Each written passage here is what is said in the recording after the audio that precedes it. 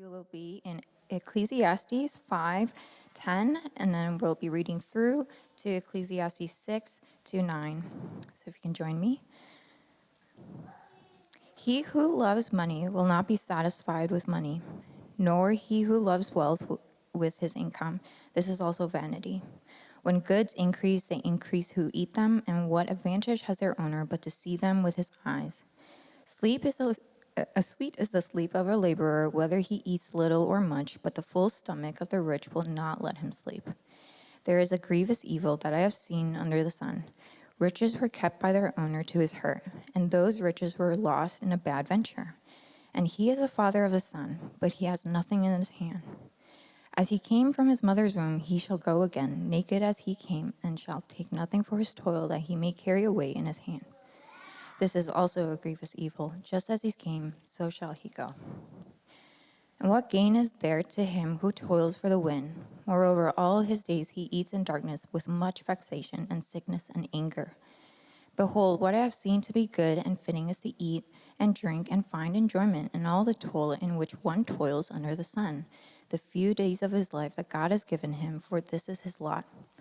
Everyone also to him God has given wealth and possessions and power to enjoy them, and to accept his lot and rejoice in his toil.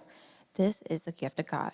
For he will not remember the days of his life, because God keeps him occupied with joy in his heart. There is an evil that I have seen under the sun, and it lies heavy on mankind. A man to him God gives wealth, possessions, and honor, so that he lacks nothing at all that he desires. Yet God does not give him power to enjoy them, but a stranger enjoys them. This is vanity. This is a grievous evil. If a man fathers 100 children and lives many years, so that the days of his years are many, but his soul is not satisfied with life's good things, and he also has no burial, I say that a stillborn child is better off than he. For it comes in vanity and goes in darkness, and in darkness its name is covered. Moreover, it has not seen the sun nor known anything, yet it finds rest rather than he. Even though he should live 1,000 years twice over, yet enjoy no good. Do not all go to one place? All the toil of man is for his mouth, yet his appetite is not satisfied. For what advantage has a wise man over the fool? And what does the poor man have who knows how to conduct himself before the living? Better is the sight of the eyes than the wandering of the appetite. This is also vanity and a striving after the wind. My name is Danny Wegerbauer. It's a joy to be here with you guys. I've been able to join you a couple times. Thank you for welcoming me and my family. I'm excited to be able to jump into the book of Ecclesiastes with you guys. This is one of my favorite books. Steve messaged me a couple weeks ago and said, "Hey, I'm going to be out. Would you like to preach?" And he said, "You can do Ecclesiastes, but you don't have to." And I said, "I would love to." So before we actually get started in the passage, I want to do a little activity. So I want everyone to close their eyes for a second. And I want you to picture the last car commercial that you saw. All right, now keep your eyes closed. I'm going to try and describe it and see how close I get. My guess is that there was a group of people, probably in their 20s or 30s, a bunch of friends, out for an evening or a weekend doing something exciting, maybe a good dinner or a hike. They're laughing, happy, healthy, all good looking, and there was maybe a car in there somewhere, right? All right, you can open your eyes now. These commercials, I think car commercials are maybe the biggest example of them. They want to sell us something, but they're not really selling us a product. What they're selling us is, you would be happier if, and then they fill in the blank with whatever it is on their shelves. That's kind of the situation that we see here in this passage. That idea that the world gives us as if you would be happier if only so-and-so. My kids recently discovered commercials.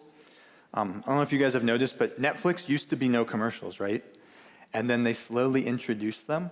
I remember the first time that my son saw a commercial interrupt his show, and he was like, "What on earth is this? Mom, Dad, come here."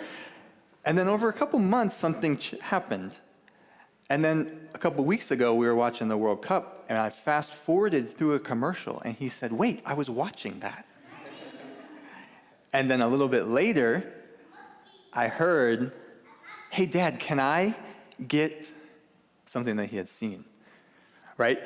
This idea that possession and monies can give us happiness, if only we had the next thing, is very prevalent in our culture. In some ways, you could argue that it's the thing that our culture is based on. But it's not a new idea.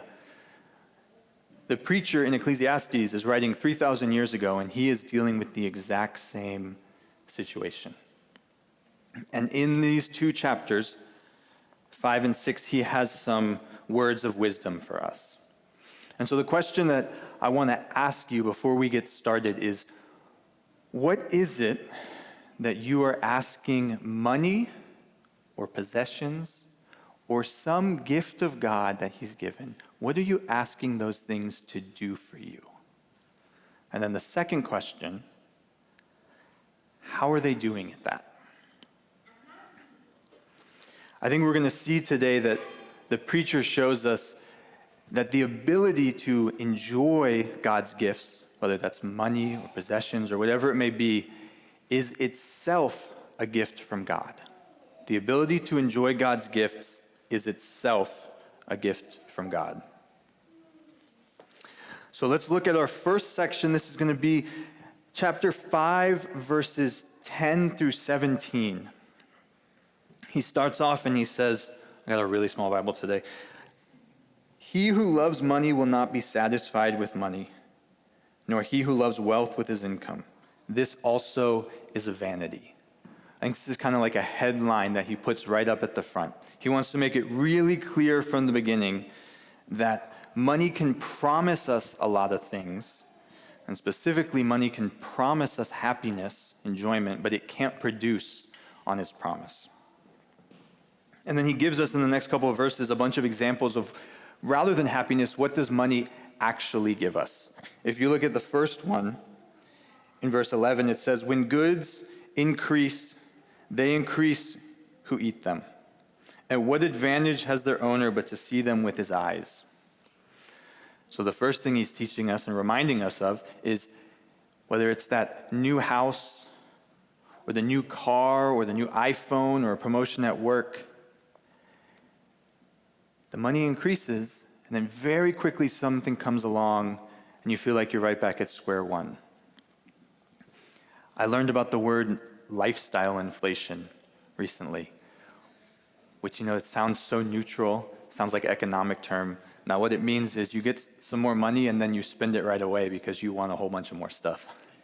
I think that's part of what he's describing here. I think also part of what he's describing is when we have money or we receive more from God, sometimes we're quick to spend it, or sometimes in the course of life, something comes along and takes it away. He says it's a vanity, right?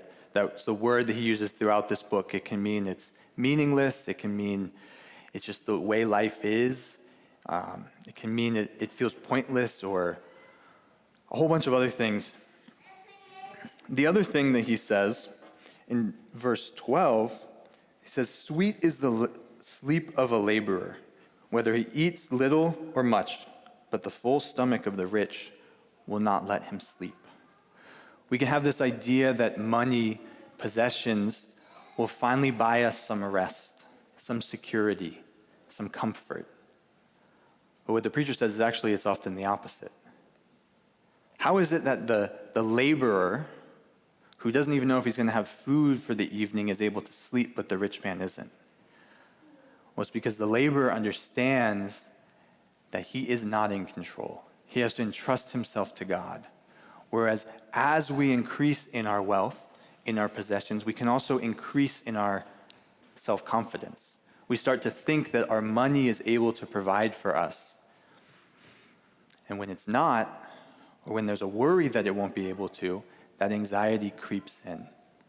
So I don't think it's necessarily the fact that this laborer doesn't have as much, but that wealth can subtly create this sense of security that's really a false security.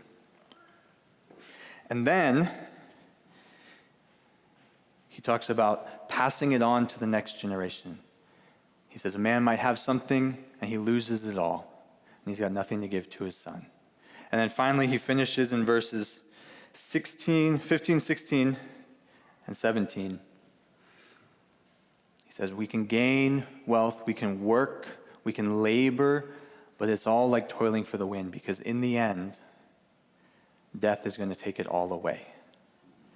Just as we came into the world naked, so shall we go out of it. And he kind of ends here on this sober note. And he says that the man who lives this way with a love for money lives in vexation and sickness and anger. Money promises a lot of things. It promises contentment, it promises joy, it promises security, but instead, it gives us more desires, more burdens, more anxiety, frustration, and in the end, it leaves us in the exact same place where we started, which was nothing. So I wonder, as you read these words, does that resonate a little bit with you? Are you in a season of life, or have you been in a season of life where you felt that I'm trying, and it feels like I'm just running in place? Or I get back up and then I'm kicked down again. If only I could get that new job, then maybe we'd be able to have a little extra at the end of the month. If only we had a little more space in the house, we'd be able to host our friends and care for them more. I want to ask, what is that if only for you? Is there something that you are looking to provide that security or comfort or rest? And the second question is, maybe it's something that you already have. And the question then is, if God were to take it away tomorrow, where would that leave you? Content or shattered? I think that's where he leaves us in verse 17. So if money can't give us the things that we're looking for, well then what can? And he gives us the answer in verses 18 and 20 of verse 5. He says it's God's gift of enjoyment. In verse 18, he says, "Behold, what I have seen to be good and fitting is to eat and drink and find enjoyment in all the toil with which one toils under the sun the few days of his life." You would think that at the next point, right, so he says, okay, if we can't have money, maybe we need to stop loving money. That's it. You're putting too much in it. You need to look somewhere else. But I find it really interesting that actually he says, no, the thing that we should do is we should enjoy what God has given us. This passage reminds me of the very popular phrase, eat, drink, and be merry. That's almost exactly what he's saying here. But the modern phrase, it doesn't end the same way as this verse. The modern phrase is eat, drink, and be merry, for tomorrow we die. Here he says, eat, drink, find enjoyment in all the toil that God has given him, for this is his lot. So the answer may be the same, to find enjoyment in the things of life, but the reason is very different here. The reason that the preacher gives here, that we can enjoy the things of life, is because God is the one who has given them to us. They are his gift to us. This is a surprising thing to me in some ways. It reminds me, it pulls me back to something I often forget, which is that all of these things, whether it's food or drink, relationships, even possessions, even work, these are all good things. These were all things that God gave Adam and Eve in the beginning, before the fall, for their enjoyment. Even work. And it's the fall that has distorted those things.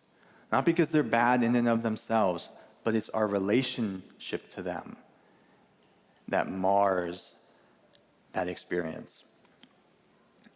But the thing he calls us to here is to enjoy them as a gift from God.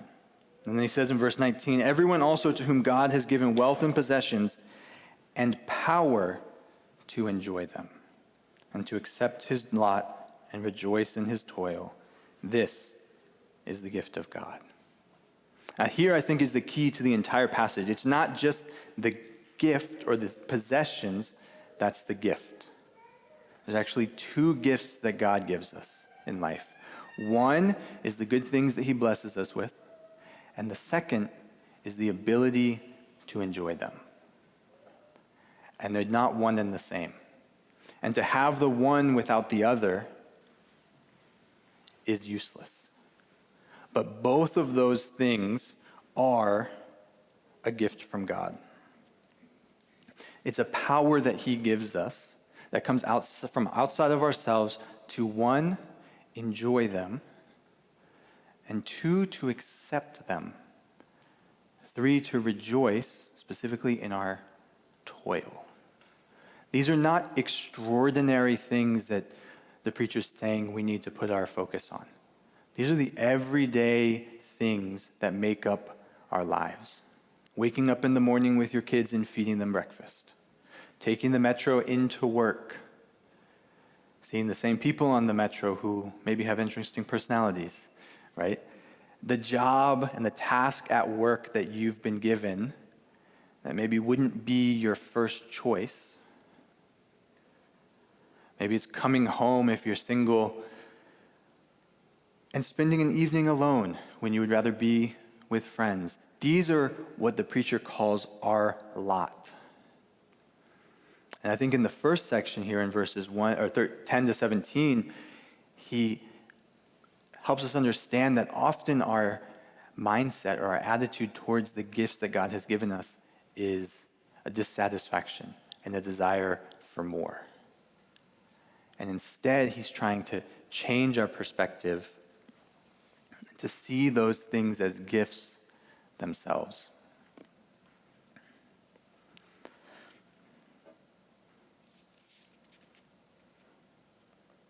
So one question as we look at this section. When was the last time that as you were praying to God that you thanked him, not just for his provision, but for allowing you to enjoy his provision? When was the last time that you prayed to God, God, help me to be content in the situation that you've put me in? Now, maybe you still pray, God, if it's your will, bring me something new. But I love the challenge here. Are you praying? Are you asking God not just for things, but to be able to experience the one who is giving those things to you? Not just the gift, but the giver. Now, some people may object. This is, depending on who wrote this, maybe it was Solomon, maybe someone else. Like, well, you don't understand my situation. Maybe you have this idea that there's a minimum level that if I could get to. I'm not asking for the world, right? I'm not asking for a mansion out in McLean. I'm not asking for a CEO level position, right? I just want enough to get by.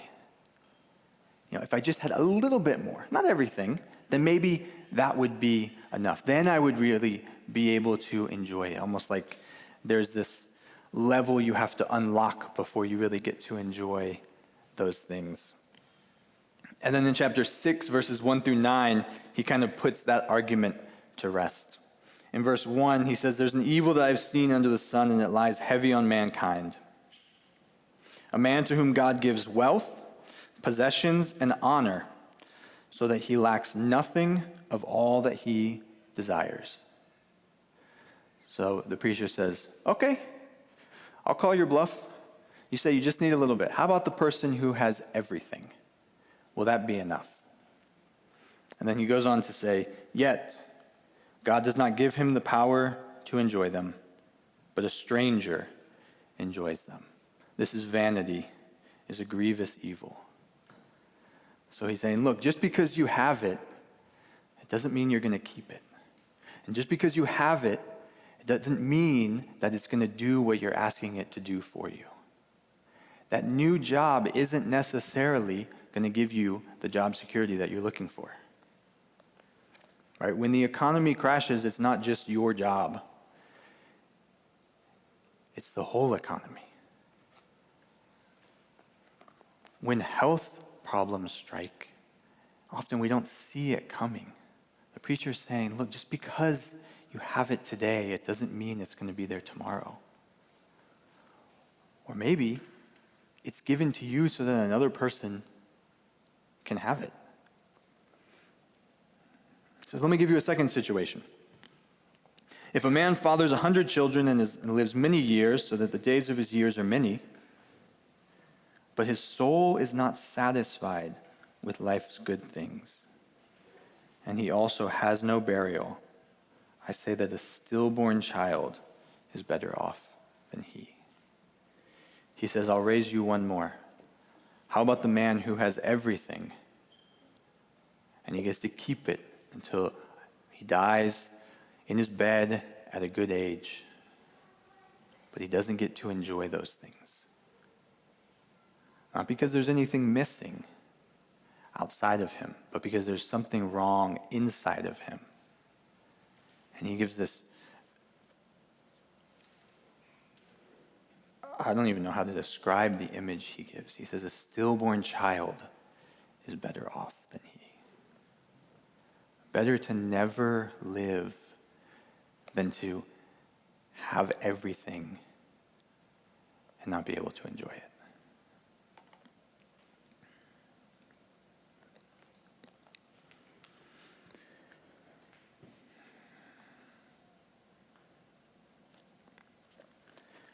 Verses 7 through 9, he really gets back to the heart of the problem again. He says, all the toil of man is for his mouth, yet his appetite is not satisfied. The issue is not that we don't have enough money in our bank account, or that we don't have the right job. The issue is that whatever we have is not enough for us. And the reason I think that he says that,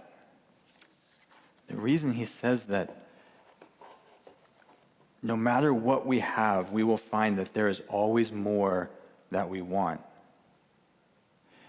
is because we are looking to money or possessions, not as a gift from God, but we are looking to money or possessions or wealth as a God, expecting it to do the things that only God can do. As we prayed this morning before the service, somebody prayed that we would be filled with love and joy and peace, patience, and so on. And I think it's striking that those exact things are the things that we so often look to material things to give us. I can be happy if I can just get that iPhone. I can finally have a little peace and security if I just get a little bit of a pay raise to cover the basics. But the problem is those things were never designed to do that. God is the one who gives us our peace. God is the one who gives us our security, our joy. Money and wealth are the gifts. They can be tools that God uses to that end, but we've turned them into God instead. This is the heart of our problem when it comes to sin. This is the heart of our problem when it comes to discontentment, when it comes to greed or anxiety, is that we have put something in the place of God and it hasn't fulfilled its promise, and now we're left wondering, where do I go from here? Solomon, or the preacher, gives us the problem, right? He says, look, you're not happy because you've asked money to do something it can't do. And then he leaves us there. He doesn't give us, or he gives us the answer. He says, enjoy these things as a gift from God. But he doesn't tell us how to enjoy those things. The good news is that Christ not only talked about many of the same things as Ecclesiastes, but he spoke about what it was that enables us to really enjoy God's gifts. And not only that, but he enabled us to really enjoy those gifts. Because the issue is that we need to be reconciled to the giver before we can really appreciate the gifts that he's given. And it is through Christ that we are reconciled to the one who gives every good and perfect gift. And now, the gift is not wealth. It isn't even enjoyment. The gift, in fact, is Christ himself. Right? Romans 8:32 says, "He who did not spare his own son, how will he not also with him graciously give us all things?" When Christ becomes our treasure, money no longer has to save us. Success no longer has to define us. Our possessions no longer have to complete us. When we are reconciled to the one who gives the gifts through Christ, we are able to receive him as the gift, and then we are freed to truly enjoy those gifts. Money can become the thing that it was meant to be, a tool that can be used to provide for our families, to enjoy good things in life, to give away, to help others. Food can become what it was meant to be, something that God gives to nourish us, but also to express art and culture, a thing that people can join together around the table and build community and relationships. Work becomes the thing that it was meant to be, but only if we find our enjoyment in Christ first. And it's then that we are freed to work, not for some possessions that we'll get later on, or for some sense of accomplishment, but as a calling alongside God to bring his kingdom into the world. When we finally receive Christ and are reconciled through him to God the Father who gives these things, then we no longer have to lean on these to bear the weight of bringing joy. They become gifts that lead us back to the giver. And ultimately, it's through Christ that when all of these gifts fall away, which they will, we still can be certain that the enjoyment that is promised will be there waiting for us in the new creation. So here in Ecclesiastes 5 and 6, the invitation or the command is not simply don't love money or not even enjoy the things of life. The command, the invitation is to treasure the giver above his gifts. And then you'll be able to truly enjoy those gifts. So I want to close with 3 practical things. One from the first section, the second, and the third. The first one, what can we do as we leave today? One is to stop asking the gift to do what only God can do. As you go out today, think about, is there something, money, possessions, job, family, that you are putting too much weight on to give you joy or security or something else? If you're married, talk with your spouse. Often we're blind to these things, but someone else can see them very clearly. If you're single, ask your friends. Let the body of Christ show us where we are building idols around us. The second thing I want to encourage us to do is to receive God's gifts with gratitude. To be conscious and deliberate when we experience ordinary life, to thank God for those things. Not because it's some wonderful trip that we're going on or some amazing restaurant that we get to go to, but the normal things that God has given us, our lot I want to challenge us to rejoice in those things. And then the third thing is to ask God not just to provide, but to help us enjoy his provision. Not just, God, can you change my circumstances, but God, can you show me the goodness of the lot that you've given me today? God, if nothing changes in my life from now until the day I die, or if I lose everything, God, help me to enjoy the things that you have given. We started here by the preacher pointing out that a man who loves money will not be satisfied with money. But we see through this passage that that doesn't mean we need to turn away from all the gifts that God has given us.